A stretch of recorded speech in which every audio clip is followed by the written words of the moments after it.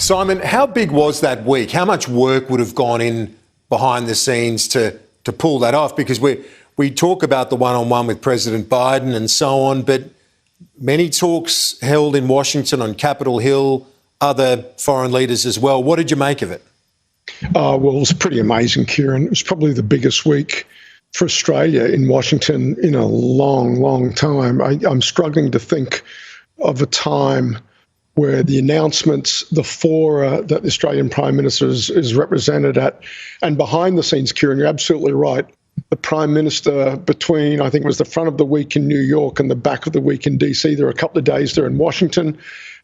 He hosted Boris Johnson up at White Oaks, the Australian ambassador's residence, and had 2 very full days of engagement up on Capitol Hill on both sides of the aisle before the Quad meeting. Now, why?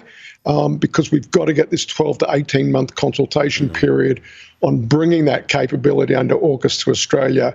The signals that sends at the very top of the Australian political leadership is invested. Very key signals to send to the US Congress, who have a voice in some of these tech transfer issues that are going to be on the docket. So shoring up bipartisan support for that really key part of the agenda as well. Simon, what do you say to concerns that... So I've seen analysts refer to AUKUS with a little question mark. What happens if the United States goes back to an America first sort of mentality, that isolationist mentality?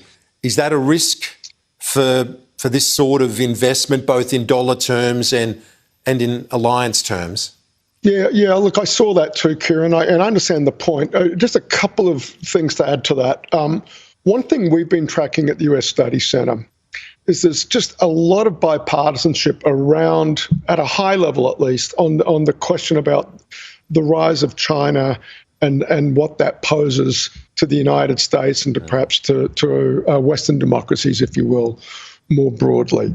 I think that survives, that mindset, and I think the commitment to let that technology go offshore to Australia survives as well. I don't know that America first was actually isolationist. I think it meant literally what it said, America first. What's different about Biden, if you will, as opposed to Trump-era foreign policy, it's that America with allies, whereas I think under the United States it was a mistake to refer to Trump as isolationist, nativist or sort of nationalist, if you will. But I don't think isolationist quite captures it. There was a determination to stand up to China. I think this is a difference about means, not ends, but I think the desired sort of strategic goal, not as well formed as we'd always like. I think that survives, though, in any transition, say, back to a Trump or a Trump-like Republican presidency, say 24 or 28 or whenever.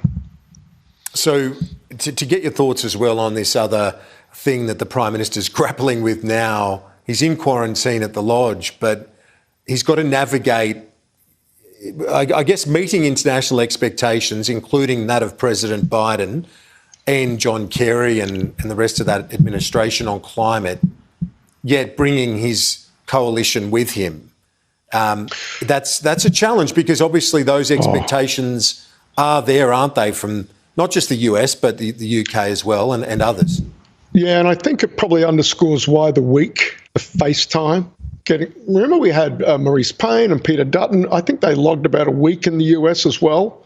You had the PM. I think that full court press on the security side of the relationship, I think part of the agenda there, I think, was perhaps to also buy us a bit of capital to buffer where Australia may land at the end of the day on climate. It's a true test. It's why being Prime Minister of Australia is a difficult job. To pivot, right, from that week in DC now to, I think, a very sort of different political management challenge that he's got, where you've got the clock winding down on Glasgow. What is Australia going to put on the table there?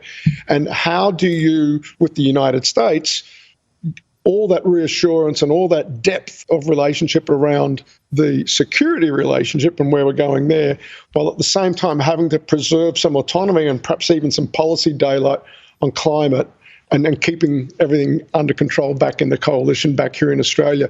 I think this is one of the really fascinating phases of the Morrison prime ministership, and from where we sit at US a study centre, precise because it's got all these multiple touch points in different policy domains with the United States.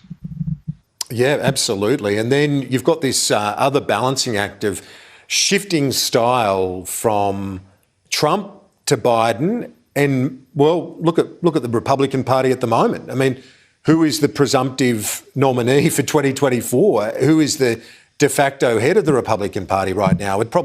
You'd say it is Trump still. Yeah, it is, Kieran. And this is the delicate act that is Australian diplomacy at the moment. Yes, there are challenges in the region, but no one is going to pretend that the change in the United States between, say, Trump, Biden, and what may come after Biden, right? I think everybody has to be realistic about that. What the challenges that poses for Australian national interests still being furthered through the alliance, right? And the way that is done requires great tact, great art, and great insight on the part of Australian policymakers, keeping the good and dragging out of the alliance channel things that can advance Australia's national interests, and that is US presence in the region, while trying to distance ourselves from some of the volubility we saw under Biden. And of course, you've got the institutional complexities too. You've got the White House, you've got Congress. It is a big job servicing those relationships. Our diplomatic team, hockey, now Arthur Sinodinos, but that diplomatic team that supports them with the big top of the tree visits, as we've seen the last week. So important in a United States that is itself prone to these changes between administrations and the way that policy comes out of those different administrations. It is a very divided country as well. So that's part of that mix that you referred to. But let's look at some developments recently, like the Arizona audit of votes. Sure. It actually found that Biden won by a larger margin than originally thought. But that's not going to concern Trump's followers. No, that's right. It's water off a duck's back, Kieran. That's the other amazing thing about Trump and his continuing hold on the Republican Party. Look, typically when you're an incumbent president, right, and you lose the election that you're seeking to contest, convention is that you sail off into the sunset. It's time for the party to be under new management, as it were. Very, very few defeated American presidents come back for another bite at the cherry, so to speak. This is what makes the Trump phenomenon just so unusual and so compelling, historically, politically, and substantively, every way you like, because he is the titular head, the de facto head, of the Republican Party. He is the presumptive nominee. All evidence to the contrary. Is there anyone else? Because obviously, the question I put to you is, he's human and he's in his mid-70s, and so the point is, we're still a couple of years away from the next election, so who knows what happens. You see the point I'm making. I mean, he represents a big part of the Republican Party, but so there are some risks to all of that. Yeah, and I think what you're seeing, Kieran, is among this Trump and everybody else, and among everybody else, there's this competition for who is best positioned to claim the Trump mantle in the event that, one, Trump doesn't run, because he can't, say, for some of the reasons you're alluding to, or B, he decides not to. And so is it Abbott, the governor of Texas? Is it the governor of Florida? Is it some of the Republican senators? Is Ted Cruz is clearly positioning himself that way? Some positioning indeed happening. Simon Jackman, great to get your insights as always. Appreciate it. Good on you, Kieran. Thanks a lot.